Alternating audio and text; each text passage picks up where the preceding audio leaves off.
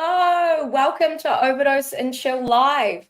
I'm Raven, I'm the Partnerships and Brand Leader at Overdose, and this is episode 148. I am so privileged to have one of my good friends, one of my industry friends, Alita Harvey-Rodriguez is on from MI Academy, but today we're not necessarily talking about MI Academy, we're talking about HackGames, aren't we? How hectic are you at the moment prepping for this?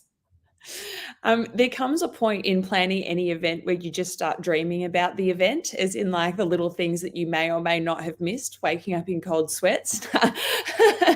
No, we're going good. We're going good. We've had we've had the biggest month ever at MI Academy this month. So it's been, really amazing. So, there's the day-to-day operations of MI Academy that's been flying ahead. And then there's the operations of the event. But the team has done an amazing job. They're so good. I can't complain. There's, the cold sweats aren't that bad.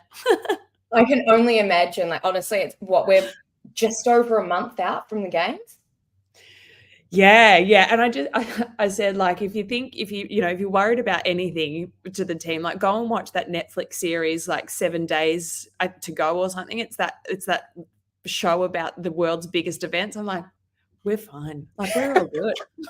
Exactly. Like, this is just a jelly bean. It's fine. So tell us a little bit about like your MI Academy journey, because I understand that you're the founder, but what has brought MI Academy to life? Well, I mean, what's brought MI Academy to life is what we do is completely unique and reasonably futuristic. Like what MI Academy does today in Australia is where a lot of models are going in Europe and the United States. But what we essentially do is project-based training. So we come in and we train your e-commerce team or your marketing team around a specific problem. So let's just say that you want to increase the revenue from email and you're not really sure how to do that and you want to build those skills internally, then we'll come in and we'll train them, your team. Or even if you want your team to be better strategists because you want them to have better relationships and feed better ideas into your relationship with, like, Overdose, for example, we'll come in and we'll run these accelerator programs just with your organization, so just with your team, just with your tech stack, and we'll help you to achieve those results. So we train, and why it's called project-based is because we have that project in mind, that goal in mind that we're executing into at the same time. So there's no time delay in terms of like when you have paid for your training to achieving results. We'll achieve results and pay for the training multiple times over by the time we've actually finished with those 12 weeks. What sort of businesses do you find you see the most success with? Yeah, that's a really good question. So we typically, we've got a couple of different ways that we work with businesses, but the ones that we really get the best success with are the ones that are between $1 and $10 million.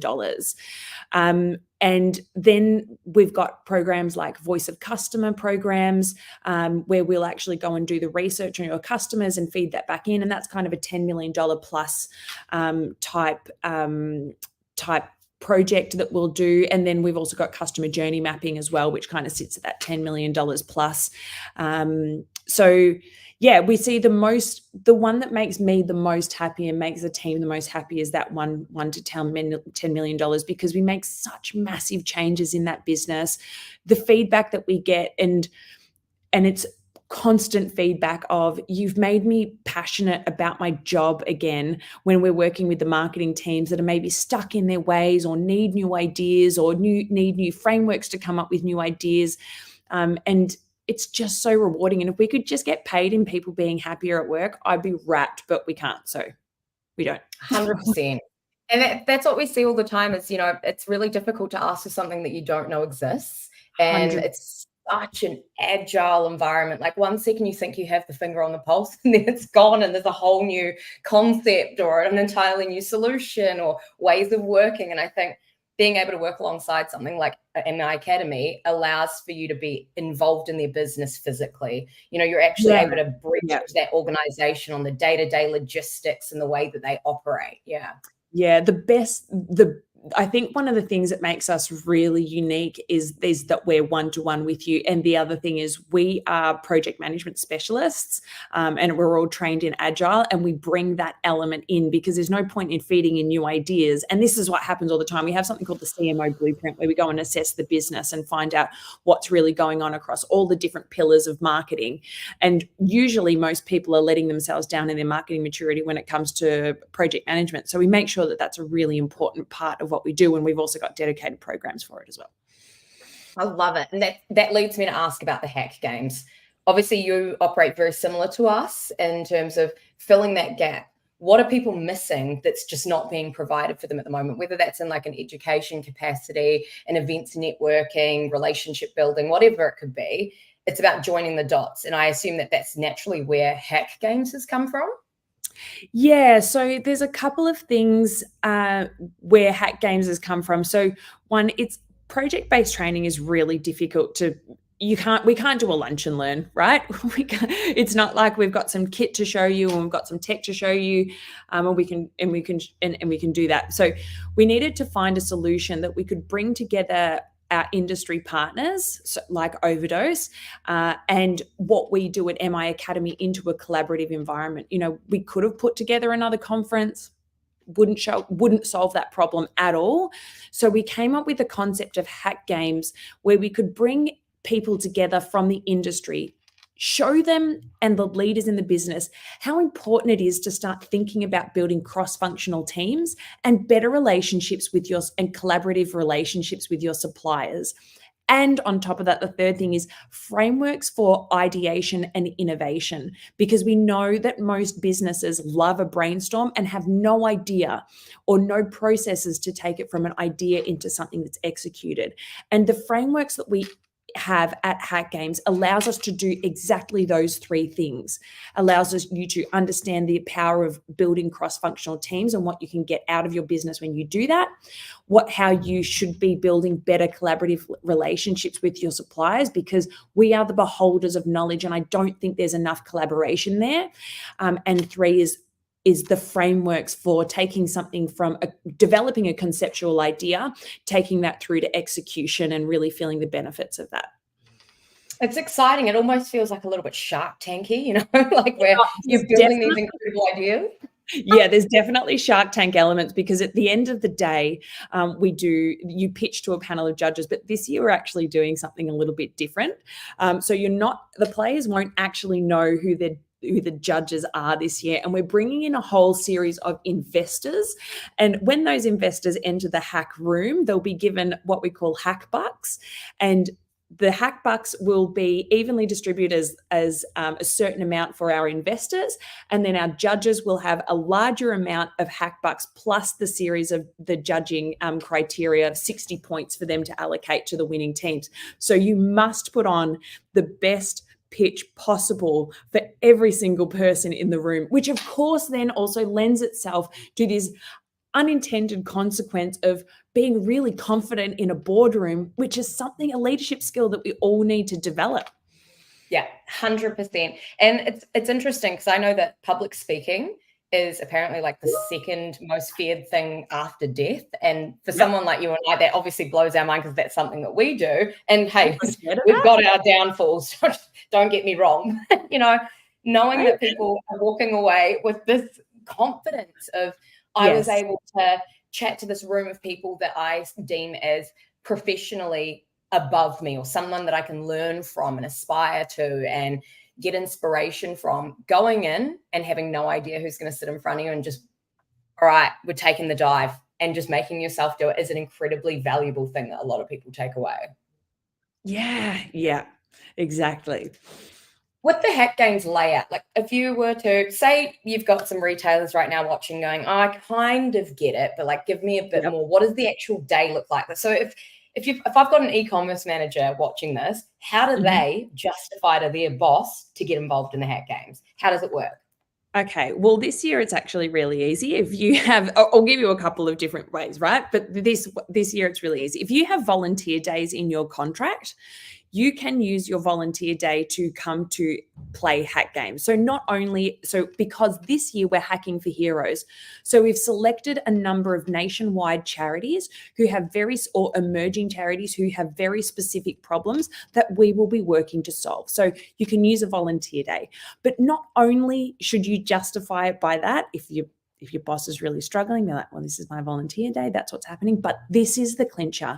You are going to get a masterclass, and this is all for free, right? Because our amazing sponsors like Overdose are the ones who are allowing us to do this for free for you guys. And this was a really important part of the business model that we built HackGames around. So you are going to get an innovation masterclass because of the frameworks that we're going to put in front of you. You will be able to take these frameworks back to your workplace and use them to better the organization that you're working for. There is also tied up into that, there is design thinking. You will learn about this innovation concept called design thinking, which is the framework that is being used in organizations and the most innovative organizations all over the world in order to empathize with their customers or the person that you're producing product for, and really drive things from the heart of the customer. So you're not just coming to a random event. You're also not going to be listening to speakers. You are going to be learning from other peers in your industry who have all walks of life of experience. There is, in every single game, there's always a finance element to it, which, you don't have to be good at finance, but we make sure that there's somebody on your team that's good at finance so you can understand how to collaborate with these people. It is a masterclass in leadership, in innovation, design thinking. You're not just coming to a random event and hoping that your persons or your staff is going to learn, just hope they're going to learn something. They're going to learn it, experience it, and deliver on it.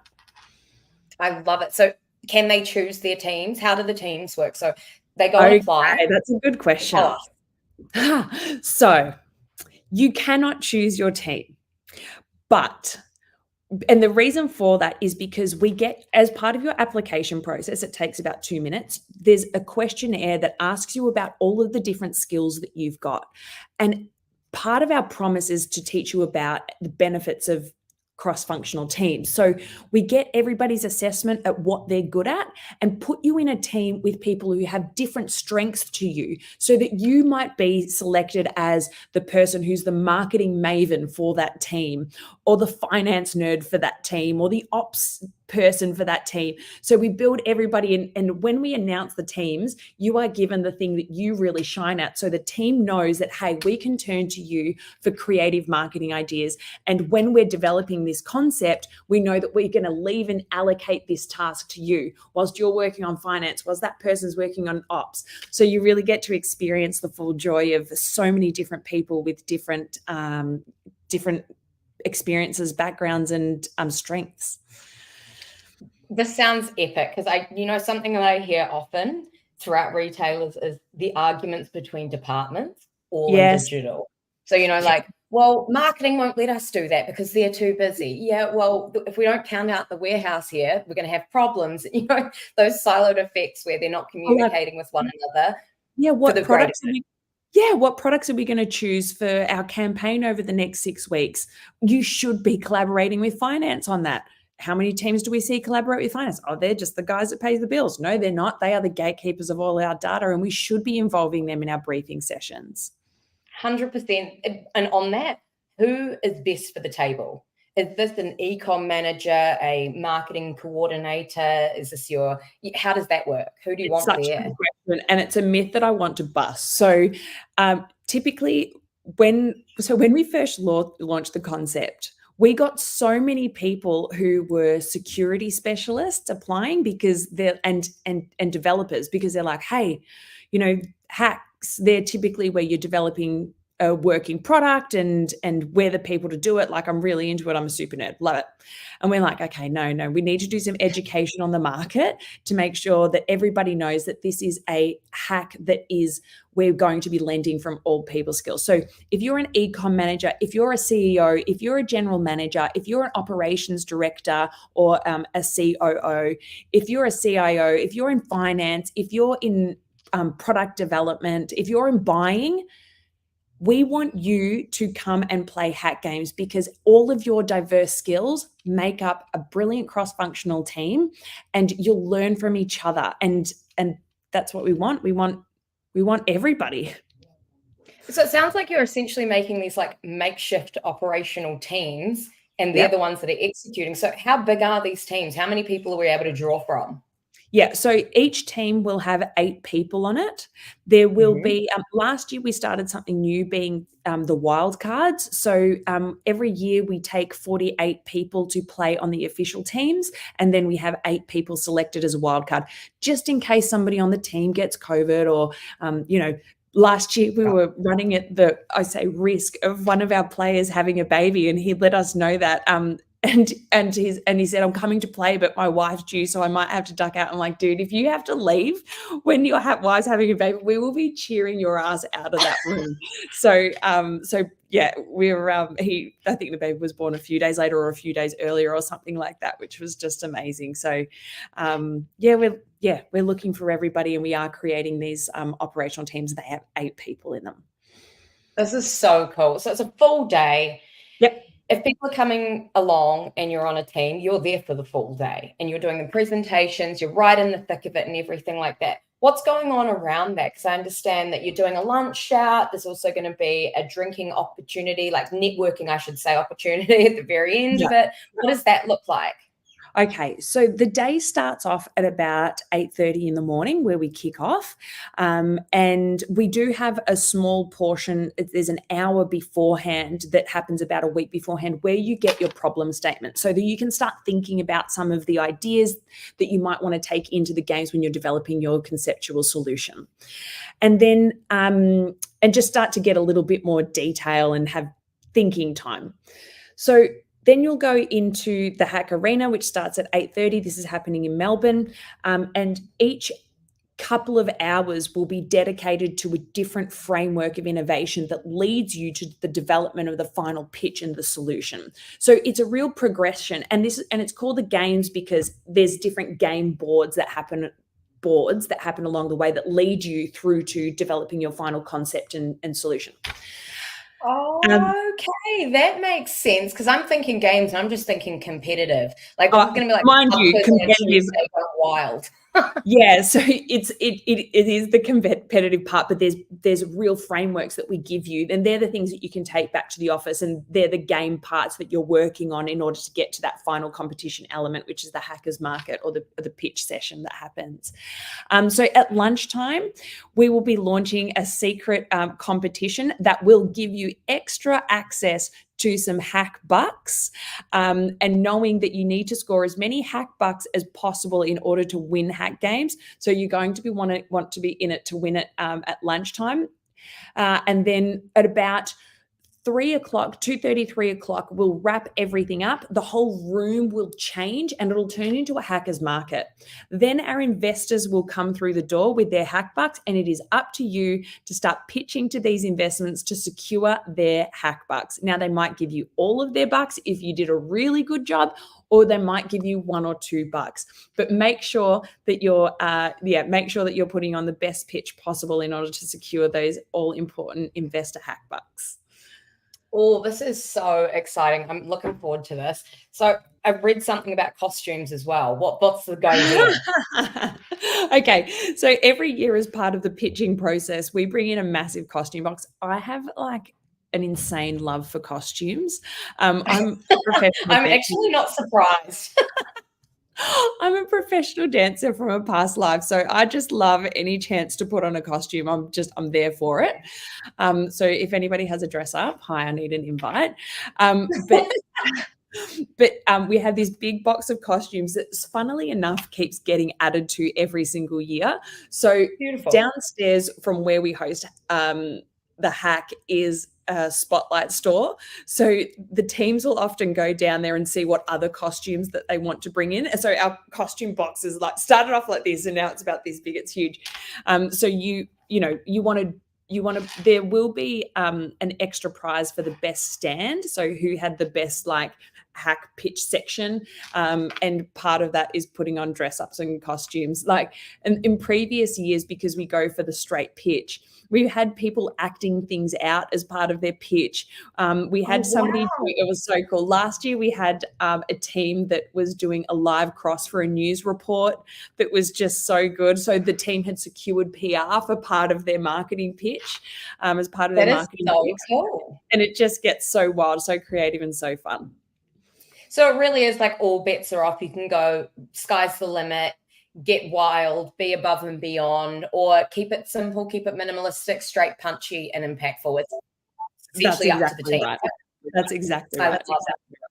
Epic. So if I'm an ecom manager and I'm sitting there going, this is right up my alley, I'm getting on board. Let me write up my little business case to get the day off to go and join the HackGames. Yep. What sort of turnaround time are you wanting? Like, when's applications due in? When do people find out if they're on a team? All of those sorts of things. So I'm sure you've been inundated already. Now, if I am very certain, I'm going to double check this, but I'm very certain that our applications close on the 7th of February. But let me double check. So we've got 14 days left for you to get your application in. Okay, 14 days. The thing has like public holiday tomorrow, revisit it Monday, get it into the boss's desk Tuesday, Wednesday. Okay, so everyone's got time. This is awesome. All right. Yeah. And do you recommend that there's multiple people coming from a retailer, or would you say, we'd just love one of you, we won't be able to spread the love that far? What sort of... So typically maximum will take 2 people from the same organization. If we think that the application is particularly strong and we need those skills on a team, then you'll have, so the more diverse your skills are, obviously the better, but you need to be really honest about this, what your skills are. You know, if you're a 1 in finance, don't tell me you're a 4 because it'll stuff up the experience of the game for everybody else. So just be really honest, and we want people to, we want those diverse skills. Now, if there is an application that's really strong and maybe this person is an emerging leader or something like that, we've always got the wild cards there. So typically if there's 2 from one organization, then we'll usually put that person on a wild card seat if there's a strong application sitting there. And what if they can't commit to playing in the games, but they want to come and watch the presentations and they want to be a part of it? We will have a very limited amount of Hackers Markets seats available. So keep your eye on the MI Academy website, sign up to our email list, and you'll get notified when those seats and spots come available, but they're very limited. Okay. So you got to get in hot, you got to get in quick.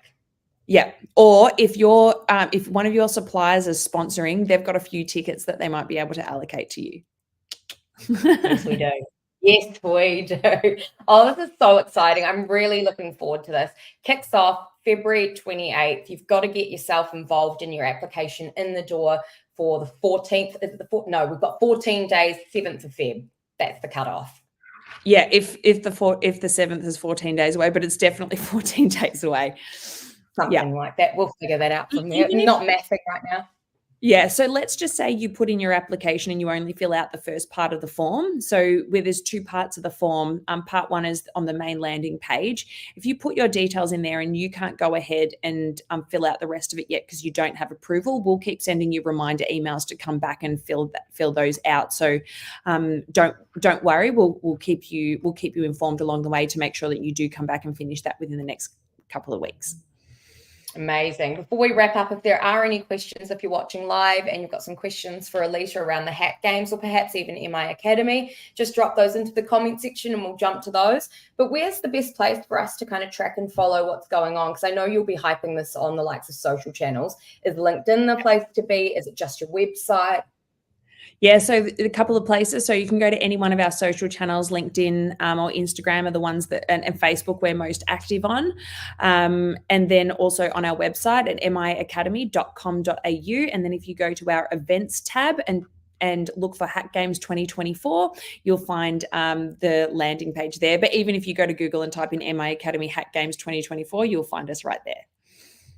Cool stuff. Oh, very exciting. Looking forward to it. Thank you so much for coming on Overdose and Chill, Alita. And for those of you watching, HackGames is where it's at, February 28th. We're going to be there. That's all I'm saying for now. Keep an eye on all the LinkedIn posts because we will be making more announcements, creating that hype. We're getting involved. So again, thank you so much, Alita. And I hope you have a wonderful weekend. You too, Raven. Ciao. Bye.